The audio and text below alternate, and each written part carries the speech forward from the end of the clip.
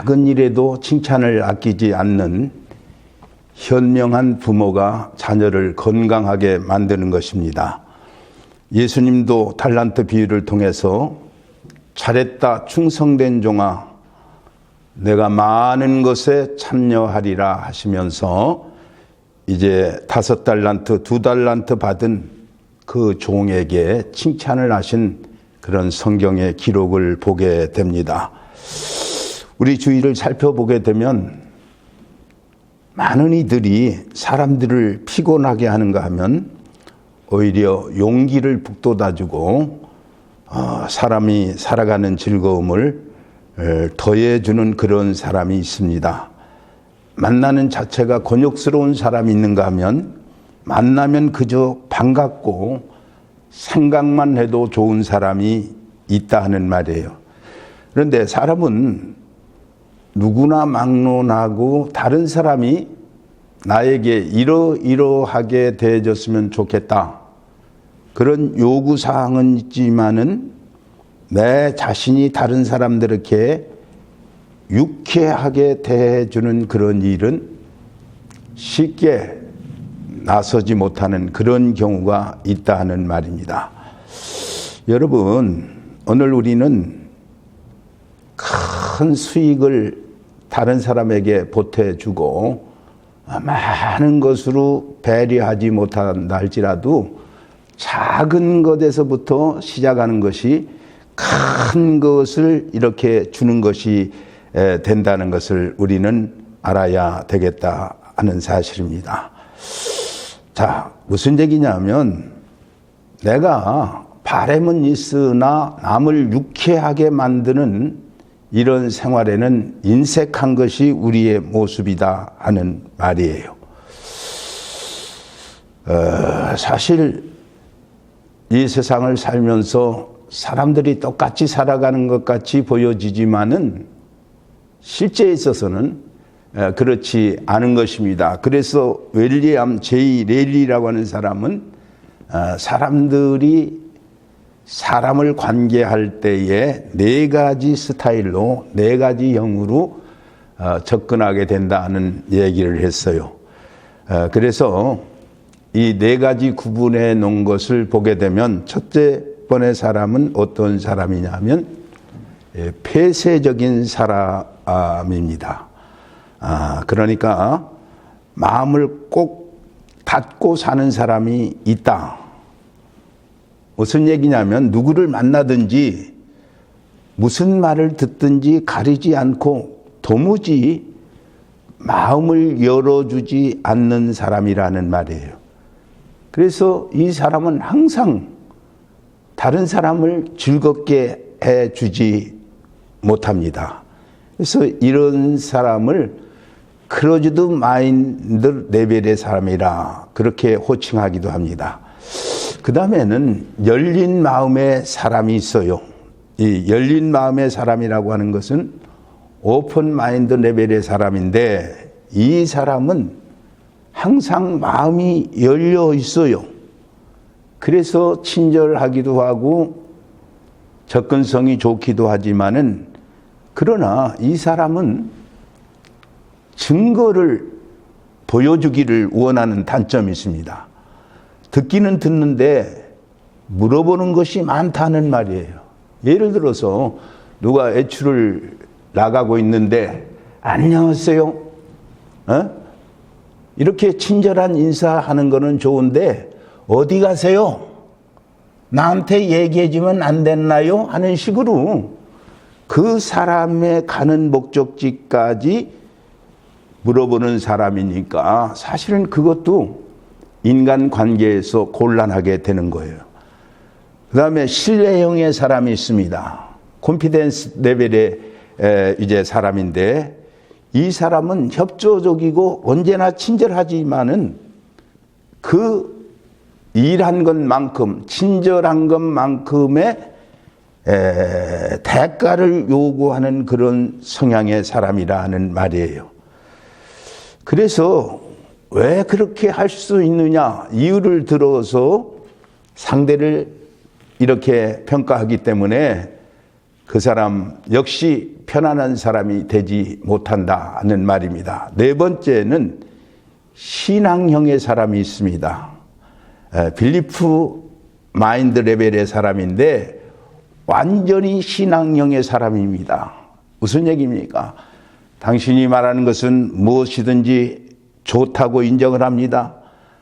당신이 좋아하는 것은 나도 좋고, 당신이 말하는 것은 다 사실이고, 당신이 옳다는 것은 내게도 옳다고 믿는, 무슨 설명을 할 필요도 없이, 달리 부를 필요도 없이 인정하는, 신뢰하는 사람이다 하는 말이에요.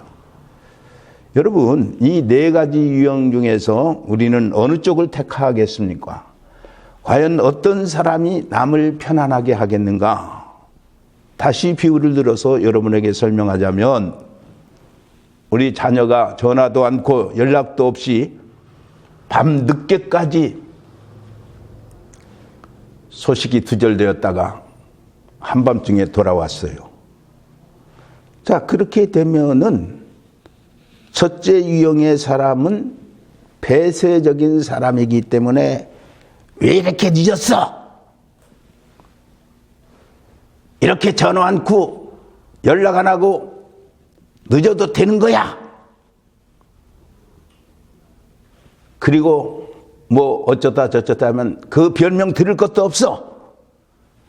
전혀 상대방의 말을 들으려 하지 않는 그런 폐쇄적인 사람이 제1형의 사람이다. 그 다음 두 번째 사람은 이렇게 늦도록 도대체 어디 갔었어 하고 자꾸 따지니까 관심 있어 보여지지만은 그 이유를 다 설명해 준다는 게 어려운 거예요. 뭐 그걸 다 설명 들을 필요도 없겠지만 열려 있어서 그저 자기는 들어야 된다는 그런 생각으로 접근하는 거, 그것도 피곤하다 하는 말입니다. 자, 세 번째 신뢰형은 이렇게 말합니다. 예를 들어서 회사에 갔다가 시간이 많이 늦었어요. 당신 참 부지런해서 열심히 있어서 이렇게 늦는 거 나도 인정해. 그러나 그만큼 일을 했으면 회사의 사장한테 봉급을 올려달라고 해야지. 그 늦기만 하면 뭐 하는 거야? 그러면서 또 마음을 서운하게 만드는 사람이 이 신뢰형의 사람이다 하는 말이에요. 그러나 이 신앙형의 사람은 어떤 사람이냐? 아, 가족을 먹여 살리느라고 이렇게 늦었네. 오늘 생각지 않은 일이 있었던가 봐. 뭐 저녁이라도 먹었는가? 내가 간식이라도 내놓을까? 자꾸 잔소리하지 않고 위로하는 영의 사람이라는 말이에요. 일반적으로 사람들은 다른 사람이 내게 이렇게 저렇게 해주기를 바랍니다. 그러나 나는 내가 다른 사람을 불신합니다. 여기에 모순이 있는 것입니다. 우리는 조급히 판단을 해서도 안 되고 조급히 말을 해서도 안 되는 거예요. 그런 예의를 지켜가고 그런 절제를 우리가 보임으로 말미암아 조금 기분 나쁜 일이 있더라도 시간이 지나면 이해되고 소통이 되고 풀리게 된다는 것을 생각하고 우리가 살아가게 되면은 모든 가정적 분위기나 직장의 분위기나 이런 것을 살려서 사실상은 더 생산적인 가정, 더 생산적인 회사를 만들어갈 수 있게 되는 것입니다. 오늘 본문의 내용이 뭡니까? 사도 바울은 여러 사람들과 교류를 하면서 어떤 인간성의 관계를 자기가 맺어오고 있는가를 여기에 설명하고 있는 것입니다. 15절의 말씀을 다시 보면 아시아에 있는 모든 사람이 나를 버린 일을 내가 아나니 그 중에는 브로겔로와 허모게네도 있느니라. 아시아에 있는 여러 사람들이 사도 바울을 버리게 되었다 하는 말이에요. 그런데 이렇게 피곤하게 이야기하는 사람들 중에서 대표적인 사람 부겔로와 허모게네가 있었는데, 그런 중에도 기억되는 사람이 있다. 이 오네시보로라고 하는 사람이 사도 바울에게 큰 친절을 베풀어서 16절에 뭐라고 말하고 있습니까? 원컨대 주께서 오네시보로의 집에 긍휼을 베푸시옵소서. 저가 나를 자주 격려해 주고, 이렇게 격려했다고 하는 말을 하고 있는 것입니다. 여러분, 손의 사람만이 밑에 사람을 격려하는 게 아니에요. 얼마든지 밑에 사람도, 나이가 적은 사람도 나이가 많은 분들을 격려할 수 있고, 그 격려가 바울 사도가 그러한 것처럼 엄청난 힘을 발휘하게 되는 것입니다. 바울 사도가 이 말을 하는 것은 지금 복음을 전하다가 오해가 생겨서 바울 사도가 감옥에 들어가게 된 거예요. 그런데 이 감옥에 들어갔다는 것은 불미스러운 일인데도 불구하고 그것을 개의치 않고 자주 오네시보로가 방문을 해 주었다는 그 얘기입니다. 여러분, 예수님께서도 여러 제자들을 이제 상대하시고 평시에 대단히 제자들과 가까워서 제자들이 모든 사람이 주를 버릴지라도 나는 주를 버리지 않겠습니다. 그렇게 얘기를 하고, 때로는 용기가 있어서 예수님을 대적하는 자의 그 길을 잘라서 떨어뜨리기도 하는 그런 용기도 있었지만은, 막상 예수 그리스도가 빌라도 법정에 가서 사형 언도를 받고 있는 그 자리에는 저들이 같이 하지를 못했습니다. 자기들의 체면이 구겨질 뿐만 아니라 잘못하다가는 같은 악당으로 취급을 받아서 자기의 신상이 잘못될 것을 염려해서 저들은 예수님의 그 재판 자리에 가지 못했다 하는 말이에요. 그러나 본문은 바울 사도가 로마에 갇혀 있는 가운데도 불구하고 죄인의 그 자리를 얼마든지 멀리하고 떠날 수도 있지만은 바울의 고난에 동참한 오네시보로를 지금 마음에 두고 있는 것입니다. 왜 오네시보로는 이런 마음을 가졌을까요? 아무리 생각해봐도 사도 바울이 하나님 앞에나 사람들, 로마 당국 앞에도 잘못한 것이 없습니다. 복음을 전했을 뿐입니다. 그런데 이 복음을 전하는 일로 감옥에 가둬두는 것이 로마 당국자들의 잘못된 일이라는 것을 알고 그 진실을 인정해 주게 된 것입니다. 여러분, 진실을 알아주는 것처럼 고마운 일이 없어요. 우리가 알아야 되는 것은 어떤 조직이든지 항상 격려할 수 있고,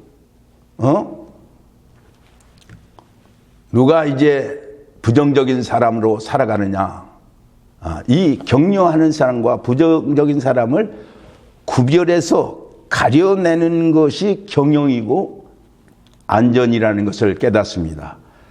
그래서 저도 이제 교회를 해도 보면 어떤 분들은 막 수백억을 가졌는데도 그냥 뭐 돈 몇십만 원에 설설거리고 교회 좋은 일에 참여하지 않고 그래서 방해가 되는데, 그런 분들이 떠남으로 인해서 다른 사람들이 다시 힘을 합해가지고 잘 되는 것을 발견했습니다. 우리는 더 나가서 살면서 때로는 고난당하는 자체가 자랑일 수도 있다는 사실입니다. 어떤 사람은 사람을 선별할 때 잘 웃고 잘 먹고 잘 자는 사람을 선택했다, 그렇게 말을 합니다.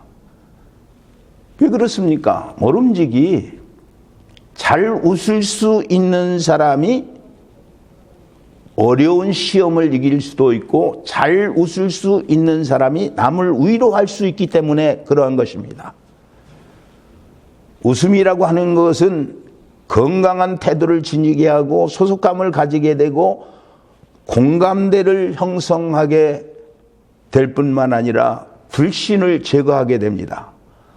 또한 사랑을 시작하게 하고 이웃을 즐겁게 하고 웃는 것 그 하나만 가지고도 큰 구제가 된다는 것을 우리는 알아야 되겠어요. 그래서 웃을 줄 모르는 사람은 남을 위로할 수 있는 자격이 안 되는 사람이에요. 아무리 잘생긴 사람이라도 웃을 수 없는 사람은 격려할 수 없는 사람입니다. 남을 유쾌하게 할 수 있고 남을 선하게 할 수 있는 사람은 웃는 사람이에요. 최근에 충남대 명예교수 한 분이 강의를 하는데, 실제 실험에서 사람이 웃을 때에 우리 신체의 면역력이 수십 배 내지 경우에 따라서는 2,500배까지 증대된다고 주장하는 그분의 강의를 제가 인터넷을 통해서 보게 되었습니다. 여러분, 실제 우리 몸속에는 많은 항체가 있고 유익균도 있고 또 손해시키는 이 손해균도 있는데, 웃는 사람에게는 이렇게 면역력이 발생하게 된다는 거, 여러분, 그거는 우리의 삶의 경험에서 얻게 되는 것입니다. 여러분, 하루저녁만 고민하고 큰 문제를 안고 나를 세면은 밥맛이 없어지고 입이 다 부르고, 우리가 삶에서 경험하는 거예요. 그래서 진정으로 웃을 수 있는 사람이 남을 위로도 할 수 있는 것입니다. 이 오네시보로는 행동적으로 부지런히 바울을 만나게 되었습니다. 17절에 로마에 있을 때 나를 부지런히 찾아와 만났습니다. 말로만 위로한 것이 아닙니다. 위험을 무릅쓰고 방문을 했습니다. 자주 찾아뵈어서 사도 바울로 하여금 인내할 수 있도록 도와주었다 하는 말입니다. 결코 무슨 타산적 생각에서 그러한 것이 아닙니다. 무엇을 얻고자 해서 하는 일도 아니고 인간적으로 무슨 기대를 두고 하는 일도 아니라, 다만 사도 바울의 그 진실과 그의 거룩한 행동에 내가 동참해야 되겠다는 그런 생각을 가졌기 때문에 그러했습니다. 그래서 18절에 뭐라고 말을 했습니까? 원하건대 주께서 그로 하여금 그날의 주의 긍휼을 잊게 하여 주옵소서. 또 그가 에베소에서 많이 봉사하는 것을 내가 잘 아느니라. 네. 여러분, 정말 진실을 가지고 살아가는 사람들이 어느 누구를 향해서 저 사람이 하나님께로부터 축복받기를 원합니다. 많은 사람이 저 사람의 하는 일을 격려할 수 있기를 바랍니다라고 그 축복의 서원을 하는 것은 이게 엄청난 복이 아닐 수가 없는 것입니다. 분명히 바울 사도는 에베소에서 많이 봉사한 것을 잘 아느니라라고 그렇게 여기에 말하고 있는 것을 보게 됩니다. 바울이 직접 오네시보로가 얼마만큼 나를 섬겼느냐, 이것을 이제 디모데에게 자랑하고 있다고 하는 것, 얼마나 엄청난 일입니까?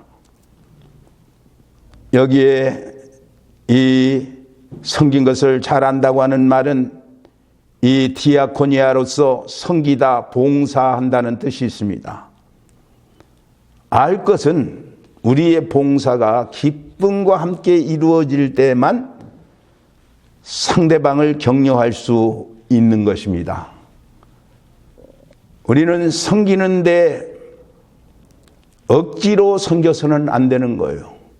사도 바울과 같이 이렇게 정말 진심을 다해서 섬기는 그 사람을 기억하고 하나님께서 저에게 복을 주시옵소서라고 기도할 수 있는 그런 반열에 우리는 서야 되는 것입니다.